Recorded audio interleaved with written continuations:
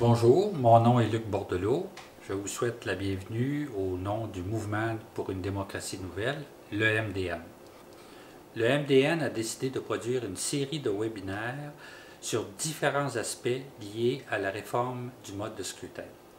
Par ces webinaires, nous souhaitons fournir une information accessible et abordable sur la problématique de la réforme du mode de scrutin aux membres et sympathisants ainsi qu'à toute autre personne intéressée à ce sujet. Et on compte un total de 5 webinaires à l'heure actuelle. Le premier porte sur le concept de démocratie, les régimes politiques et leurs liens avec les modes de scrutin. Le deuxième webinaire touche le mode de scrutin actuel au Québec et au Canada, c'est-à-dire le système majoritaire uninominal à un tour. Nous verrons ce qu'il en est et aussi nous le critiquerons. Le troisième webinaire porte sur les alternatives au mode de scrutin actuel, c'est-à-dire essentiellement les modes de scrutin de la famille proportionnelle ainsi que les modes mixtes, qui combinent des aspects de la famille majoritaire et des aspects de la famille proportionnelle. Le quatrième webinaire porte sur les tentatives passées au Québec, au Canada et dans certaines provinces canadiennes de réforme du mode de scrutin. Tentatives qui ont toutes échoué jusqu'à maintenant, mais les perspectives à court terme sont meilleures. Et enfin, le dernier webinaire, le cinquième, touchera et exposera le modèle proposé pour le Québec par le MDN, ses partenaires et des partis politiques, c'est-à-dire le mode de scrutin proportionnel mixte compensatoire. Le contenu des webinaires est accessible à partir de nos plateformes, site web du Mouvement Démocratie Nouvelle, site web de la campagne Chaque voix compte et notre chaîne YouTube, etc. Nous espérons que le contenu vous sera utile et permettra de répondre à vos questions. Il sera d'ailleurs revisé périodiquement car ce dossier évolue très rapidement et à cet effet, vos commentaires et suggestions sont les bienvenus. Bon visionnement. Bienvenue à ce troisième webinaire. Il portera sur les alternatives au mode de scrutin actuel. En effet, ces alternatives sont nombreuses et il importe de bien les comprendre pour choisir quelle serait la plus avantageuse pour le Québec. Les objectifs de la présentation sont les suivants. Premièrement, différencier les deux grandes familles de modes de scrutin. Deuxièmement, faire ressortir les avantages et inconvénients de chaque mode de scrutin individuel qui font partie de ces deux grandes familles. Et enfin, identifier les avenues les plus prometteuses pour le Québec. Pour atteindre ces objectifs, nous couvrirons le contenu suivant. Description des modes de scrutin de la famille majoritaire, des modes de scrutin de la famille proportionnelle, des modes de scrutin mixtes qui combinent des caractéristiques des familles majoritaires et proportionnelles, et les enjeux spécifiques au Québec, dont celui de la représentation régionale. Revenons à nos grandes familles de modes de scrutin. La famille majoritaire dont fait partie le scrutin uninominal à un tour, à l'autre extrémité du spectre, la famille proportionnelle dont la proportionnelle nationale, mais il y a aussi plein d'autres modalités que nous verrons un peu plus tard, et entre les deux, combinant des caractéristiques de la famille majoritaire et de la famille proportionnelle, les modes mixtes. Débutons par la famille majoritaire. Bien sûr, ce qui est le plus connu, c'est le mode majoritaire uninominal à un tour, au Canada, Québec, aux États-Unis pour le Sénat et la Chambre des représentants, qui origine du Royaume-Uni. Il y a également le mode majoritaire uninominal à un tour, avec lequel nous sommes assez familiers au Québec, puisque c'est le mode qui est utilisé en France et dans d'autres pays comme Haïti, l'Iran, etc. Il y a des modes de scrutin de la famille majoritaire qui sont peu utilisés dans quelques pays seulement, dont le mode majoritaire plurinominal à un ou deux tours, le vote préférentiel, ainsi que le vote unique non transférable.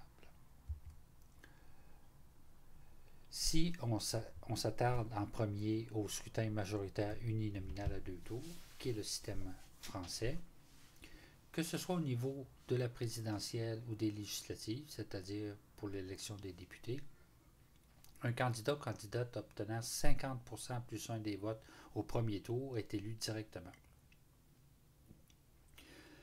Les deux tours se situent en général à 2 semaines d'intervalle. À la présidentielle, si aucun des candidats n'a obtenu 50% plus un des votes au premier tour, les deux premiers participent au second tour, tous les autres étant éliminés. Aux législatives, tous ceux qui obtiennent plus de 12,5% des voix au premier tour participent au deuxième tour. Et à ce moment, c'est celui ou celle qui obtient le plus haut pourcentage de voix. Pas besoin de 50%, il n'y a pas de troisième tour. Une variante, pour l'anecdote intéressante, c'est l'élection du pape au Vatican. Il y a un nombre illimité de tours puisque on exige une majorité qualifiée des 2 tiers des cardinaux et qu'il n'y a aucun retrait obligatoire après chaque tour. Donc, chaque candidat potentiel peut maintenir sa candidature pendant un nombre illimité de tours.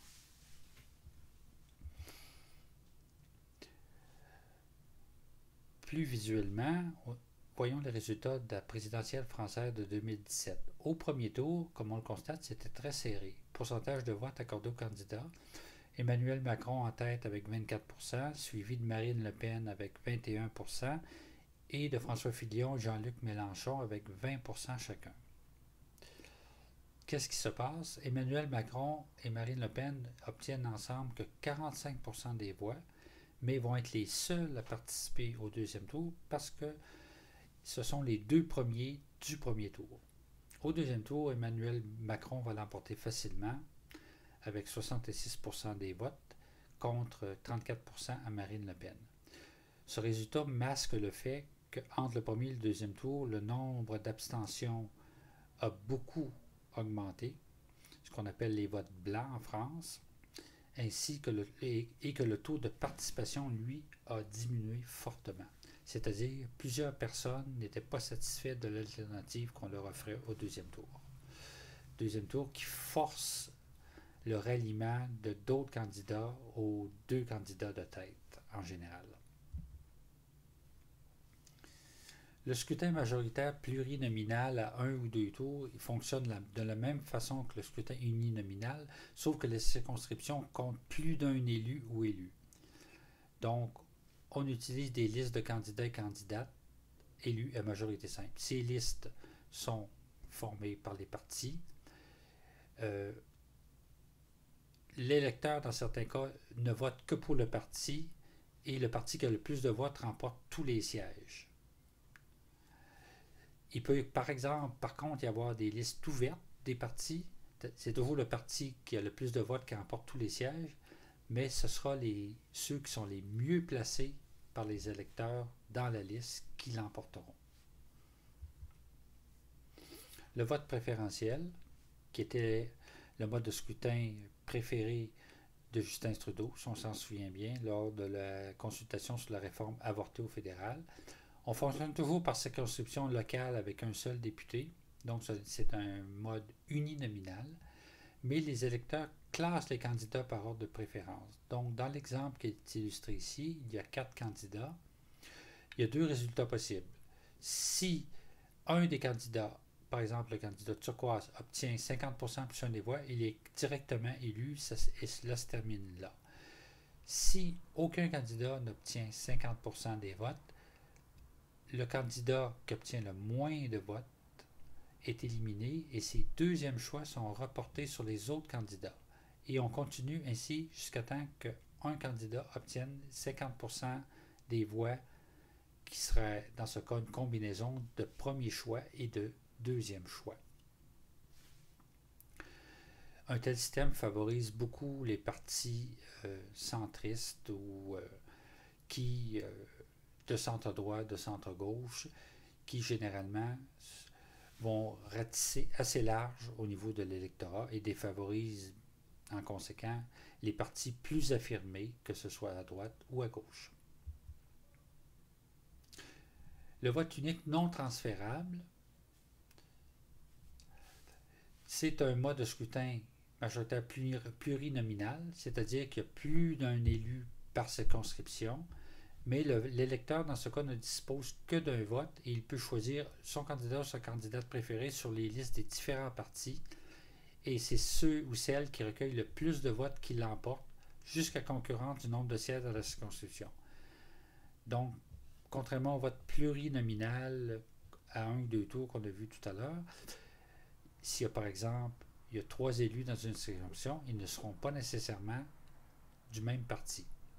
C'est donc le mode de scrutin de la famille majoritaire qui est le plus proportionnel. Considérons maintenant les modes de scrutin de la famille proportionnelle. Il y a 3 principaux types: la proportionnelle nationale, comme en Israël, aux Pays-Bas, au Rwanda, la proportionnelle régionale, comme en Afrique du Sud, au Brésil, en Belgique, et le vote unique transférable pour le Sénat fédéral en Australie, en Irlande et à Malte. Le vote unique transférable est beaucoup moins utilisé que les 2 autres. C'est la proportionnelle, la famille proportionnelle est le mode de scrutin le plus répandu dans le monde. 94 pays utilisent un système proportionnel pour la première chambre du corps législatif et on voit c'est réparti sur tous les continents. Si on parle d'un scrutin de liste par proportionnel national, tout le pays ne constitue qu'une seule circonscription avec un nombre X de députés. Les partis forment des listes et il y a 2 modalités possibles. Soit que l'électeur vote pour un parti ou l'électeur vote pour un parti, mais en plus a le choix du candidat de ce parti. Et les sièges sont attribués aux candidats selon leur rang sur la liste déterminé soit par le parti ou par les électeurs. Et le total des sièges obtenus par chaque parti est proportionnel à la part des voix qu'il a obtenues au niveau de l'ensemble du pays. Un exemple, la proportionnelle nationale aux Pays-Bas. Le pays entier ne forme qu'une seule circonscription, 150 députés ou députés élus. À l'aide de listes des partis, ce sont des listes ouvertes. Chaque électeur ne dispose que d'un vote pour un candidat. Et le seuil de représentation, c'est-à-dire le seuil minimal pour obtenir au moins un député, est de 0,67%, 0,02%. Donc, un parti qui dépasse ce seuil obtiendra au moins un député. Bien entendu, un tel système ne peut fonctionner que dans un petit pays.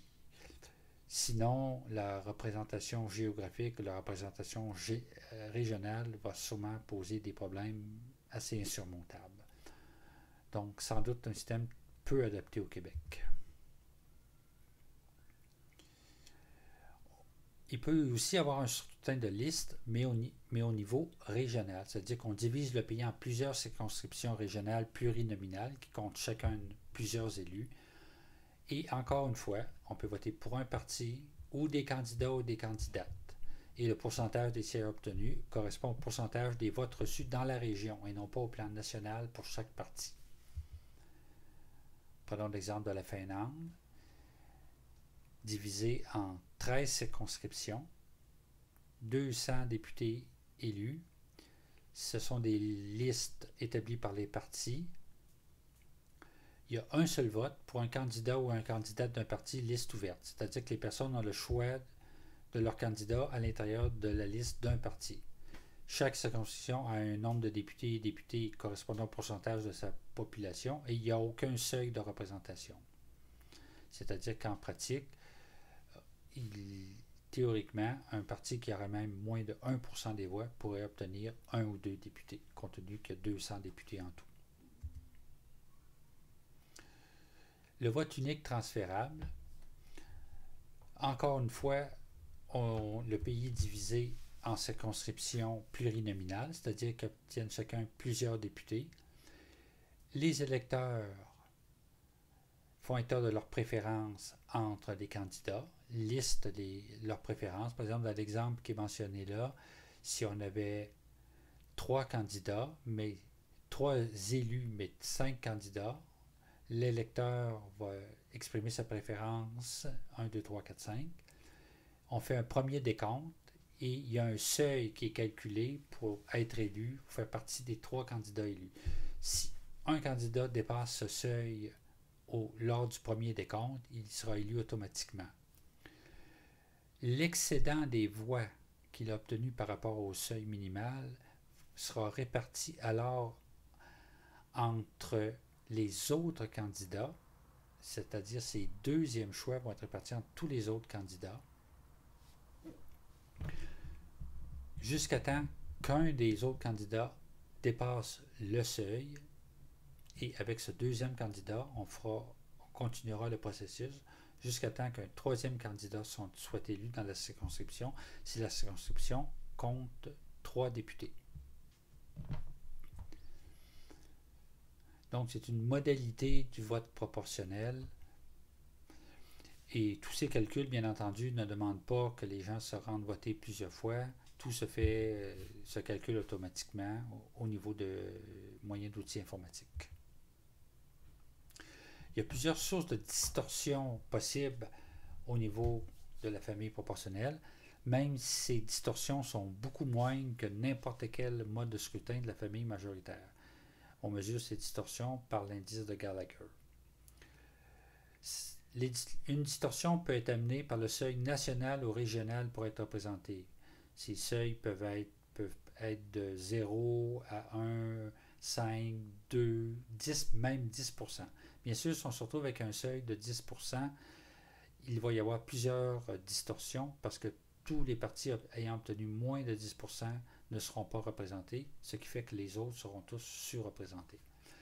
Le nombre de circonscriptions, s'il y a proportionnel régional, plus il y aura de circonscriptions, moins le résultat final sera proportionnel au plan national.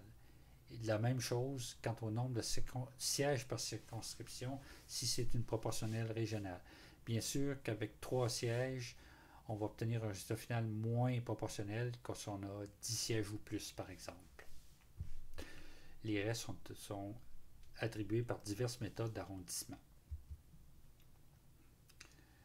Les facteurs qui influencent sur la présence des groupes sous-représentés, il y a l'alternance homme-femme sur les listes, la possibilité de double candidature et les listes fermées qui favorisent la présence des femmes et des minorités culturelles.